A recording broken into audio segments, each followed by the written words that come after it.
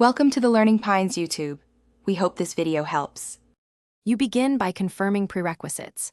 Sign into the Epic Games account that controls the child profile and have the console or PC nearby. Once signed in, make sure the account shows correct age and verified email because parental locks often depend on age settings. Next, navigate to the Privacy or Parental Controls area. This is where voice permissions live. Do this now, don't delay, so the next steps change settings that Fortnite enforces, not just local device defaults. Once in the Parental Controls panel, choose Manage Parent Access and enter the PIN if prompted. You want to locate the voice chat or communication toggle and change it from blocked to allowed. Select Friends or Everyone based on safety preference. Make sure to save or apply changes, then mirror those changes on the console. System privacy settings on PlayStation, Xbox, or Switch must permit voice chat. After that, restart Fortnite so the game reads the updated permissions immediately.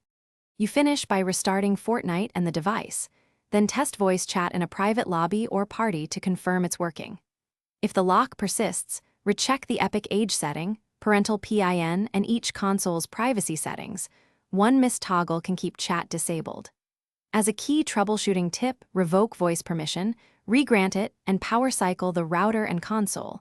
This forces the network and game servers to refresh the permission state. Make sure to keep the parent PIN secure once fixed.